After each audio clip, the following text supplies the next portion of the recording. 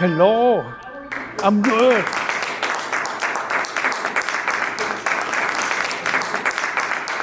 Hello, I'm Jim Clark, Visual Arts Manager here at Hopkins Center for the Arts. I'm speaking today with artist Dan Tran about his exhibition, Lost and Found. Dan, welcome. Thank you. Thank you for inviting me. We've been enjoying your show. The exhibition is entitled Lost and Found. Early on in the process, to give viewers a little bit of the behind the scenes, it was accepted under the title Lost. And it's at a point in the process, in the run-up to the show, you made a decision that it would be better represented to call it Lost and Found. Can you speak to that choice? Certainly. In my series, I realized that I have two strains of thought. One is, I call it a little bit the dark side, and the other one has a brighter side. And I would say it would be unfair to just show the viewers only one side. So I changed it to Lost and Found. And by lost, I mean this series came about during the last 2 years. A lot of things happened, not only the pandemic, but the insurrection, the election. So I have some reflection about that. And that's, social, political, and it has some painful element to it. So I call it a bit dark. So I want to balance it with what I also personally have experienced, which is brighter. Within the pandemic, I get to know people better, my own family or myself. And I see the community also get together and truly helping each other. So I want to present that too. That's why the Lost and Found. On a personal note, I find it a really wonderful element of hope on the kind of the back. I mean, it's what I leave the show with, is a sense of hope. The lost portion of it is intense, but in many ways, I think we're all still living that because we're deep in a lot of the social and political turmoil. So I appreciated that there's these two sides as a viewer. You've touched on where you found some of your inspiration over the last 2 years. What was the period of work that this body has been generated in, and where do you find your inspiration? I've been painting for about 10 years after my retirement from technology. I was in the technology field, and so during the last 10 years, I explore all sorts of inspiration. There's no limit to the source of inspiration, partly probably due to my age. I have experienced and seen and gone through many things, and so I'm reflecting on them. I'm curious about everything. So my source of inspiration, foremost come from the social political arena, simply because I see myself as part of the community. So I can talk about climate change, I can talk about criminal justice and the power of money and the crime against humanity and the pandemic. But besides that, I also look at biology, the theory of evolution. I look for inspiration from science, the different theory about how our universe come about, from Galileo to Newton to Einstein, and nowadays with all the quantum theory of the world. I look for inspiration from poetry, Jack Kerouac, On the Road, or the symbolist French poets like Arthur Rimbaud or Baudelaire, Angela Mayu. I find inspiration from music. Sometimes I hear a piece of music, Mesa Me Bucho, and I put it on, I think, one of my paintings, or Strange Fruit, made famous by Billie Holiday. And I have another painting by that celebrate Miles Davis in jazz, and the Nocturnes by Chopin. So and one of the painting I pulled inspiration from folklore from my country. So I have a wealth of source of inspiration. I feel blessed that way. Mm-hmm. When you speak of folklore from your country, can you elaborate on that? I know that you immigrated here, and can you speak to that experience? Yeah, I came from Vietnam, and I came here when I am like 18. So I went through the period of wartime, but unlike many of my like Vietnamese Americans colleagues or artists, they still dwell a lot with the war. I try not to. It's an episode that is that everyone know about it, but very few people know Vietnam as a culture, as a peaceful culture. So I want to introduce that. One of my paintings that you see there is a folk story about a man who is so poor that he has to share a loincloth with his dad. And so when his dad died, his dad said, "Bury me, but keep the loincloth for you."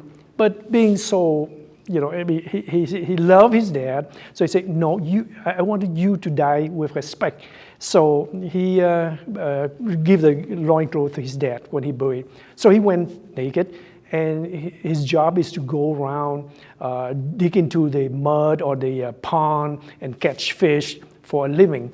And it happens that one princess saw that the area is pretty nice, and she took a bath in there.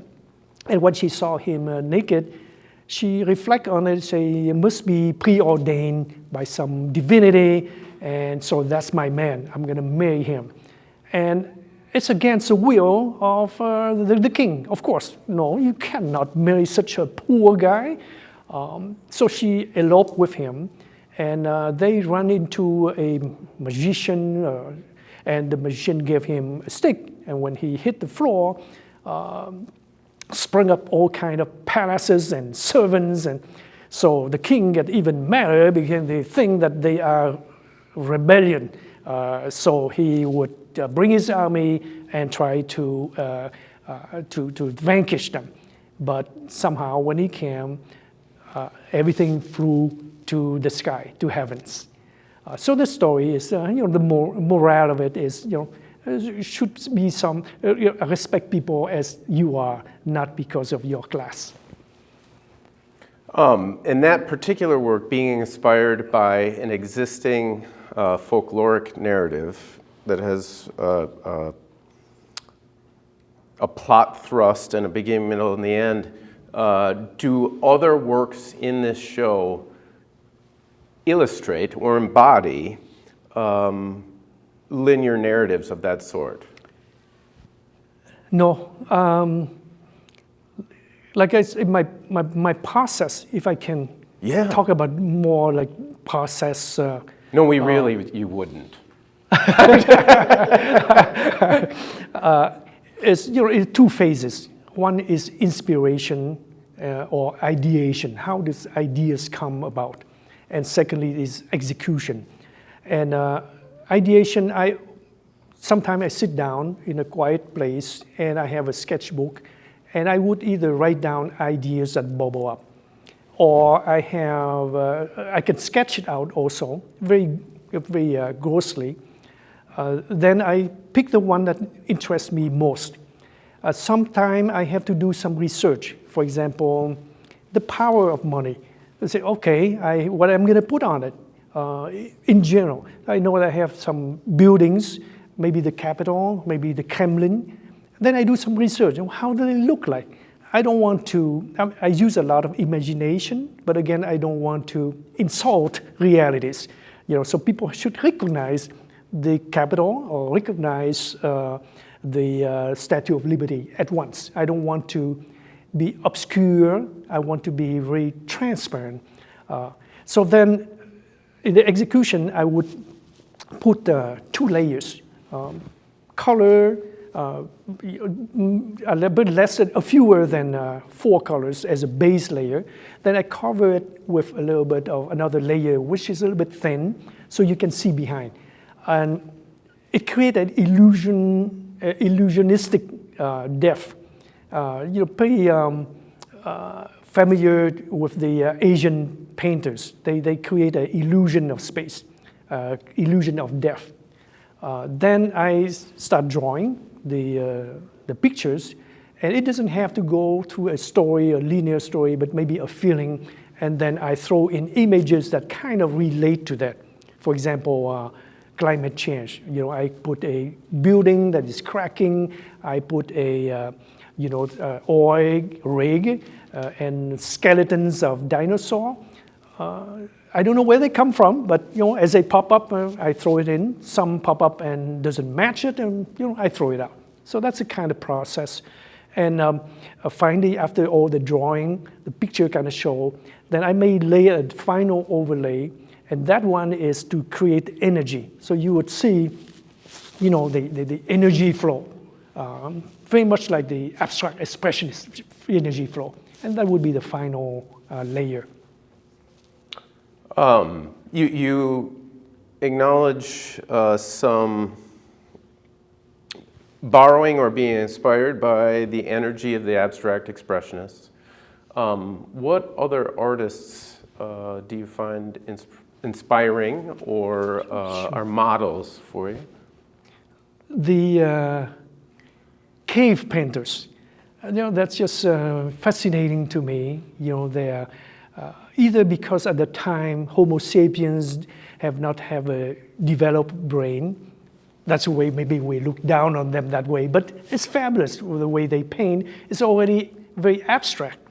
So I'm very inspired by them all over the world. They find it in France. They find it in South Africa or throughout Africa. Rock art in Asia, Indonesia, China, Vietnam. Northern Minnesota. Minnesota, you're right. And they look kind of interesting. They look kind of alike.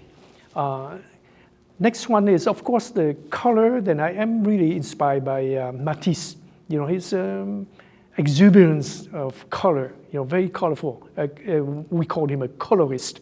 Or Kandinsky, very Picasso is not a colorist. His color is, pretty tame and probably on purpose. The other people that influenced me, of course, is a Mexican muralist because of their social engagement. They want to bring social issues out to the public, so they paint huge murals, take it out from the galleries. And of course, like I mentioned, the Asian painters with their treatment of the space, which influenced a little bit, some of the Gauguin and Van Gogh. But kind of subconsciously, I ingest them and I digest them. I do not consciously, copy them in that sense, but it just integrates itself in my style, which I finally am happy with. I see a little Chagall and maybe a little Basquiat as well. Are those? Do you find inspiration from them, or that's maybe just something that I've seen? Certainly, Yeah. certainly. You know, the floating thing, the naivety of Basquiat. Oh, I definitely. There's no question about it. You know, but I am conscious enough to try to put a brand on my own. So if you see a sticky figure, it cannot be a stick figure like Keith Haring. It should be my stick figure. If it's a building, it should be my building. If it's an animal, you can see a tiger, your elephants. I think it's recognizable as Dan Tran's tiger, Dan Tran's elephant. It cannot be. Bicycle, again, I have to come up with something that is mine. Not to impose a personality, but it comes naturally to me that I cannot be like somebody else. And if ever I come up with something that is close to somebody else, and if I ever find out, I say, I need to change it. I need to put a brand on my art. You refer to your work, at least this particular body, as naive, ironic paintings. Can you elaborate on that? I imagine it has something to do with, in your biography and in your statement, you communicate that you have no formal art training. Is that related, or? Certainly. I try to paint portraits in the realistic fashion, and I constantly get comments from my wife that it just doesn't look like the real person. So I know I have limitation in copying the real world. So I think, no, it's not for me. I better move to something. So I went to abstract, which is just great for me. But however, the abstract form itself only fits certain idea or content. And I did have a whole thing where I treat some philosophical or some ideas. For example, how to search for balance in your life, or what intimacy means visually. And those can be expressed very easily, not easily, but it can be expressed by abstract art. But when I talk about events, some concrete events, and those trigger some feelings on that, I prefer to have figures in there, not only for myself, but for the viewer, so they can identify right away, what are you talking about? And so that's my intent, is to really, not to obscure things, but to be transparent with the viewer. I own the viewer a certain honesty in expressing myself. Many of the works, and correct me if I'm wrong, but I believe it's all of the lost portion of the show, incorporate the written word. I mean, you have a little bit of maybe the Greek chorus speaking out when Martians arrive, but there's identifying terminology and umbrella terms for current events. Do you find that the words were necessary for that side of the work and less so for the found side, or what was there a conscious decision behind that? Yes. I may be inspired also by the graffiti artists, with their writing, but I use it consciously to express irony. And some of the painting or the subject is so powerful and sometimes painful for me to put in images. And adding a bit of irony allow me to kind of detach myself from it intellectually and kind of laugh at the subject itself and have an alter ego through the aliens that makes some comments about it. And so with my intent to also be transparent, I have to put in words. It's very hard to visual or to put into form or to bring images that can express irony. It's too hard. So words help me in that way.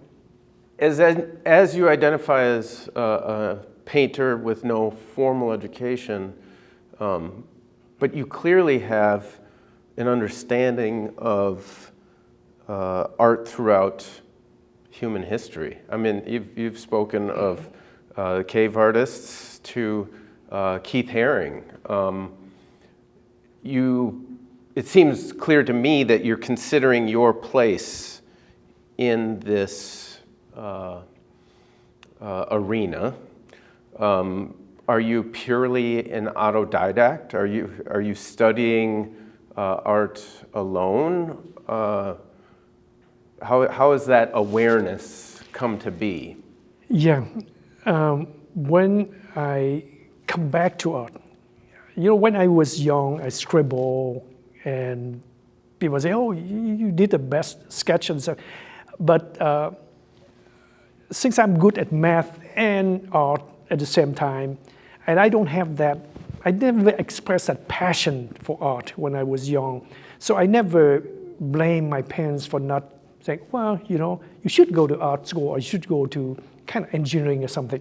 So I end up with engineering. So by the time about 60 that I go back to art, I say, I have a lot to catch up. I just don't know what they are talking about. Wow, modern art, postmodern art. So I did actually dig into it theoretically. I tried to understand what all this ism, what this school mean. On my own, I have to learn. So I think it's a continuation of that spirit that I call self-taught. Not that I'm autodidactic means, I have to self-teach myself, not painting as intuition or whatever I feel like I paint, like the pure naive painters. The pure naive painters, again, I should not put a pure, but many people just paint, express whatever they feel. I don't feel satisfied with that. I have to say how I am positioning myself so I can contribute something new to art. And with that, I have to know what has been done before me. So I dig up a lot. I actually wrote a book and I define everything from scratch. What is art? And I dig it up and say a lot of artists or philosophers define it, and they get confused between what's the purpose of art and what is the activity of art. So being in the left brain before, being pretty logical. So I think now I have to diagnose everything. I have to split up and make sure that the definition is clear. Otherwise, it confuses me all the time. And so when I write the book, my audience say, even the children read it. They say, we understand what you say. So I'm not taking for granted anything, let's say, creativity. What is it? And is it new? Is it something new that is called creative? Or no, I say there are 3 dimensions of creativity, stuff like that. So frankly, I see myself in the historical development of art, and I want to contribute something to its development in my very small, my small piece of it. Each work really features an afocal, primarily afocal all-over composition, but they're unified through mark, but highly through the palette. Each painting has a certain color scheme. How do you arrive at that scheme? And is it intuitive or intentional? Is it strategic? And how did you arrive at that process, being that you don't have a formal art training? You know, the most challenging part of probably any artist, I found out, is not to repeat yourself.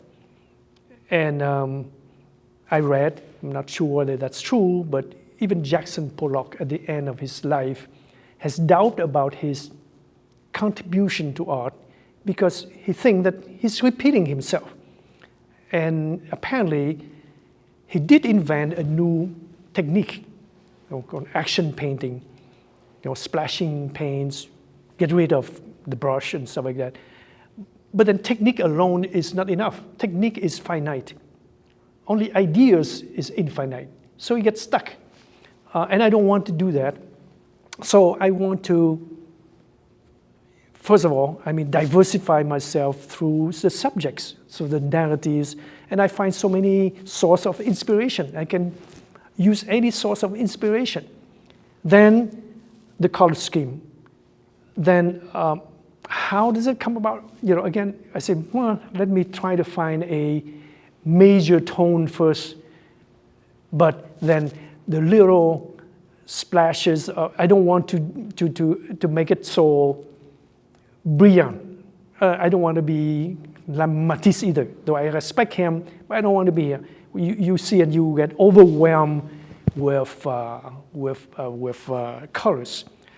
And probably that's part of the kind of Asian aspect also. If you look at a garden, your design, a British garden, a French garden, it's just, overwhelm you with colors. And the Asian garden is, but touch here, touch there, but there's a calmness to it.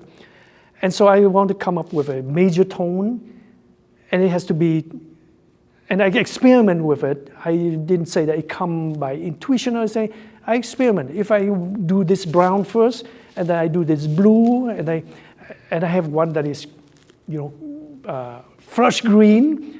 Maybe I don't like it, I like it, but I'm going to experiment. I'm going to push myself and experiment with different color theme. The one is yellow. I say, yeah, because I think my subject has something to do with autumn. So it has to be yellow. But to make it more interesting, I always have a little splash of color here and there. So, as one who had interest in art and was making things early on, as you say, that as a kid, scribble something out, people would give you some positive reinforcement, and you got away from it for a good time, and since retirement, I think you said, you're painting again. What advice do you have for people that find themselves in a similar situation? They're wanting to return to art making, and maybe are intimidated by the fact that they don't have that formal art education. You still have to learn. You cannot be an island in yourself and just do as you please, shall I say. You are allowed to do that, but then don't expect to contribute to art. My aspiration is to contribute to art. Therefore, I have to know what other people have done, and how can I push that even by an inch. But there's nothing wrong with you exploring yourself. And I'm talking about not the role of the artist, but the aspiration of the artist. Be truthful to yourself, first of all, because you know best you as a person. But at the same time, you can be a part of society. Now, if you are so attuned to what is going on in the world, in your time, it would reflect, it would be mirroring something in the world. And by coincidence or by intention, people are going to see not only you as a unique person, but at the same time as, wow, you are speaking, or not speaking in the language is visual, But through the visual language, you are expressing something that is universal, common to the community. So the dilemma between people, artists, okay, well, I just paint what I want. Or another, oh, I have to serve some kind of purpose, social purpose. I say start with yourself first. Explore yourself, experiment if you want, or whatever. If you want just to limit yourself to exploring yourself, that's fine too. But if you want to contribute to art, then be sensitive, be attuned to the world. Read what is going on, what kind of events, what narrative is going on, and don't say that, I don't say that you have to constantly plug yourself in kind of artificially.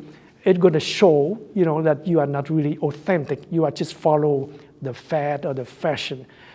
But if you are attuned, if you are a person, in your family or any relationship, if you are attuned to your partner's feelings, then it's going to show. The work of art is a integration of you and the world. So I think that would be my advice. What place do you think the artist holds in our world? Do they have a certain responsibility? I think it just relates to my previous answer. Is I don't want to use the word role or responsibility, because in the past we have seen fascism or communism imposing their view of what the artist should do, or even the classical times. But a modern definition of the artist is you express yourself. Among anything else, we mostly in the industrial or post-industrial age, we are worker bees and we follow rules all the time.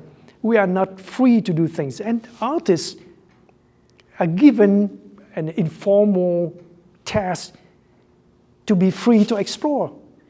There should not be no boundaries. And so do that, and you be a good artist is you explore yourself, be authentic, and that create great art. I mean, Picasso, he did not intend to be a make any social political statement, but by painting Cubism, he reflects the world at the time with all the war, the breakup of boundaries, geographical boundaries, scientific revolution, breaking up the atoms. He unintentionally reflects the world, and people come to see it his way, not vice versa. Because I think I remember a story that Gertrude Stein, he painted a portrait of her in a kind of cubist way, not very beautiful in the traditional sense. And some collectors or some galleries say, it doesn't look like her. It doesn't look like her at all. And his answer is that one day it will. That means you're going to change, not the painting. So Dan, one of our member artists, asks if you immediately jumped into paintings on these scales, which are quite large, 4 feet, 3 feet, or in your process of beginning to paint 10 years ago, did you first start painting smaller pieces and then kind of build towards these larger works?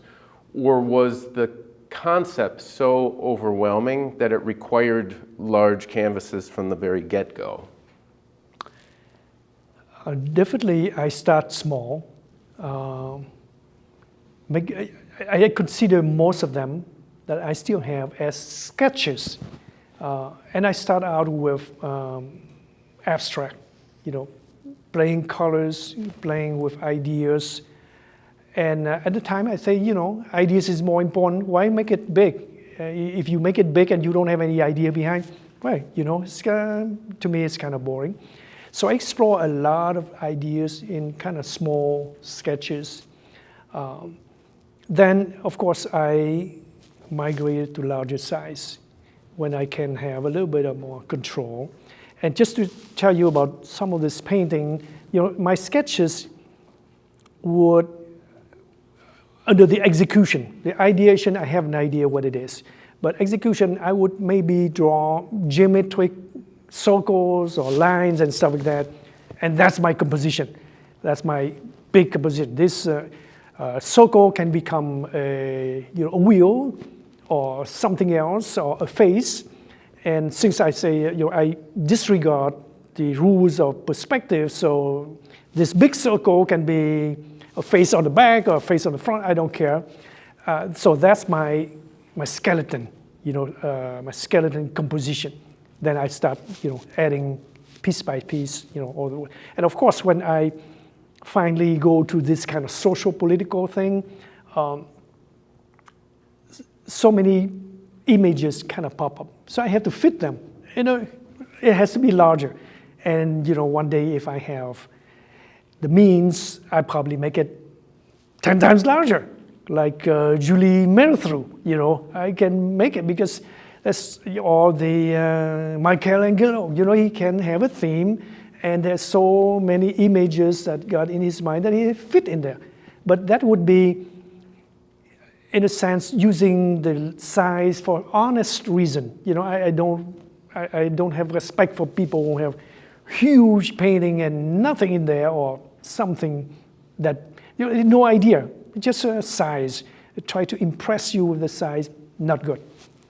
Another member artist is asking, do you work on one painting at a time from beginning to end, or do you have multiple works going on at one time? When people ask me how long it took me for a painting, the ideation period is what it takes time. I sit and sketch, and I have to go through a selection process and do some research.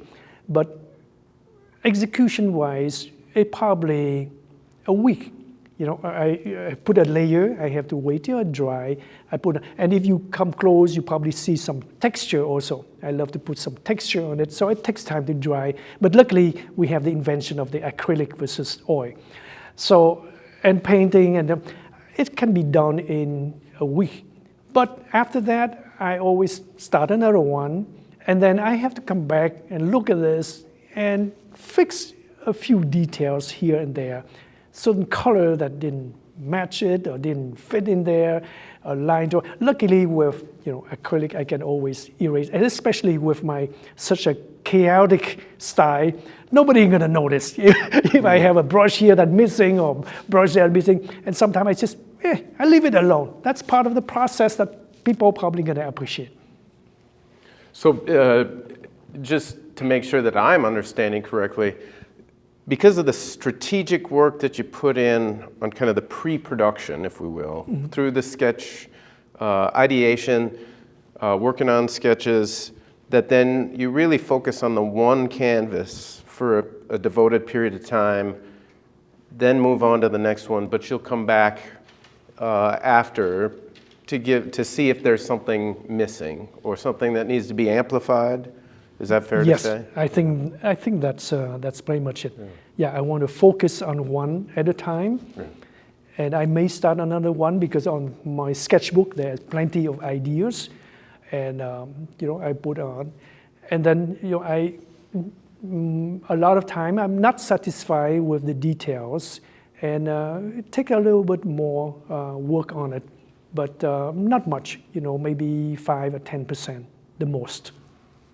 Dan, we've had at least one patron, and I'm sure many feel this way, react to the work in that while it is titled Lost and Found, and that at least half of this body of work is expressing the lost aspect of that concept and title, that they find all the work found because of the way you've presented the concepts. Even the challenging works, and this might be putting words into some people's mouths, but they are a delight to look at, even the challenging ones. And so they find, if I may use that word maybe too repetitively, that the work is found, all of it, all of it. I appreciate the nuance there, but I think as in my introduction, the loss is attached to what we have lost as a community, not of me or the viewer. As a community, for the last 2 years, suddenly we see huge division. Not the last 2 years either, but we see the gap between rich and poor getting bigger and bigger, unlike in the past. So that's what, as a community, we have lost. We have lost in terms of, the pandemic. Suddenly we have to confront fear. That's what I'm talking about, the loss of the community. Democracy is in peril. And, suddenly we are losing grasp of something that we have taken for granted for some time. So that's what I mean by lost. But I appreciate your thinking that found is probably the art is found. I found something in the art and to express it, but mainly it's lost in the terms of, as a community we have lost. Found is what interpersonally I found. I am optimistic with people. I may be pessimistic with institution, structure that is being shaken to the foundation. And as you mentioned right at the beginning, you have a feeling of hope. So by just, like psychology, when you sit down and you talk about it, it's already hopeful that there will be a solution or a remedy or healing. But if you keep it, hush-hush, then, it's a sign of despair. So it's true, even if I bring it up and challenge a viewer, the artist is not, in the job of coming up with answers. That's the politician, the social people, many professional groups. And in fact, that's interesting because I spoke with some curators and they mentioned fundraisers, and say lately the fundraising have gone with this intense division in our world. Those fundraisers are channeling their money more to the organization that actually do the work, less to it artists. Because artists, we raise consciousness, but we are not solving any problem. So that's true. What you say is, I say what we have lost, but not forever. By bringing it out, have a discussion, I hope that would lead to some kind of healing and some change. And that's how, supposedly democracy work. You bring it about and you have discussion and you move on. But definitely we have lost the age of innocence. Something is really poisonous getting into the system that we need to get rid of. Dan, another one of our members asks, if your style emerged fully formed when you started painting 10 years ago, or is this a statement of its evolution? Was it a progression to get you here, or were you painting like this as soon as you started picking up a paintbrush? Definitely it's an evolution. I mean, I did not paint this, good to me, that I'm satisfied with it. 10 years ago, I was very clumsy. I started out. I don't know anything about color theory. I was experimenting. In fact, some of the color was suggested to me by the canvas where I used to mix my paint. And as I mix my paint here and there, I said, oh, there's a color theme here. And because I overlay several layers of paints, oh, maybe this layering is good. So I learned, the good thing is I have to observe what I do, and I learn through it. And subject-wise also, progress. But I can say that, with the amount of age or time that I spend, since I started, I didn't paint still life or landscape. I always have a message in it. So that, when I was young enough, I also was politically active, participating in some demonstration. So it carried on to now. So now all I need to find is a style, a kind of form to make visible my ideas and my feelings. And I experiment with abstract before I come to figure. And also I discard a few things that they say, oh, I'm going to try to paint a most realist way, a portrait. I can do, so I eliminate that pretty quick. And I migrate to abstract, and then I come back to this because the content itself dictate the style.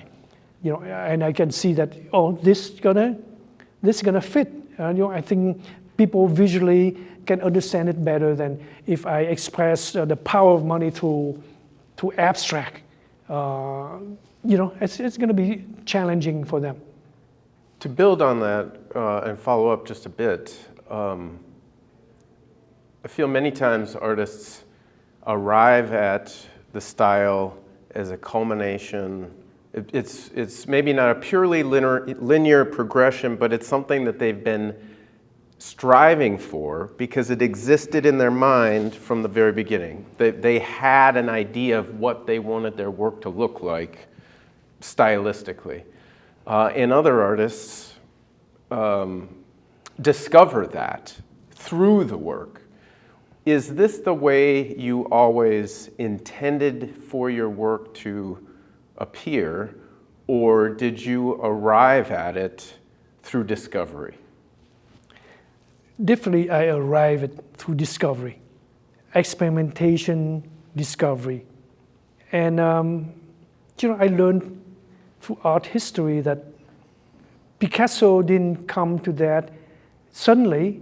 He built up on Cézanne, breaking up things into geometrical forms. Jackson Pollock didn't come up to that. He started out with surrealism.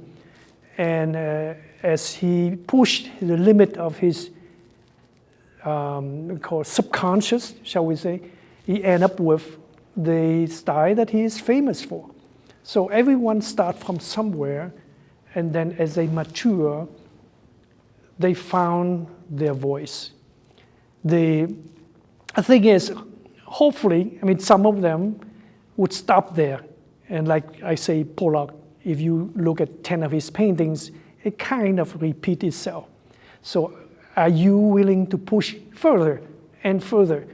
And sometimes there is some realities like financial. If you sell it to a gallery, the gallery says, no, don't move, don't change, because that's what sells. And they're stuck with that. But Picasso didn't need it. So after a period of rose period, blue period, he just adapt to whatever the content dictate him to be, to paint like.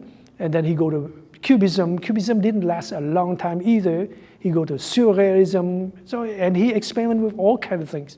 People like him as that progression. Mondrian, for example, Piet Mondrian himself, after a while, they all kind of repeat themselves. He's unable to get out of it.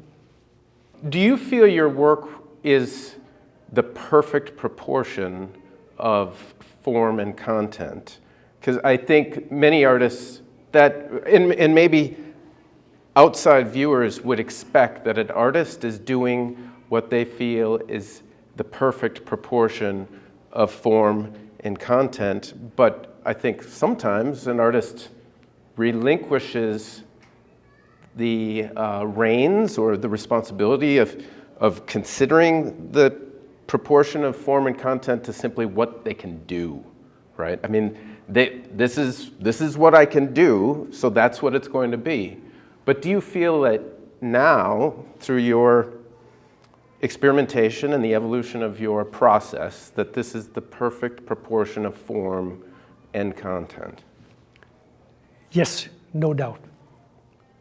You know, and sometimes I have to come back and fix it a little bit here and there, but in general, I think that the form do support the content, whether it's content that is, you know, a little bit on romantic, healing, kind of soft content, versus a harsh content.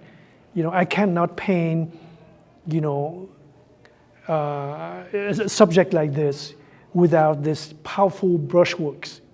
On the other hand, if I cannot paint a nice love scene, maybe a little bit, you know, the love in space there, or entanglement in space, you know, without with too much of the powerful brushworks. So each probably has to go with the content, and I feel that I have not say mastered, but at least I am so conscious of it that I will try to fit the form to the content. And the content probably comes first, but at the same time it suggests the form. It say, bring me that form, don't put me on this clothes that doesn't fit at all. Okay? Very good. Yeah.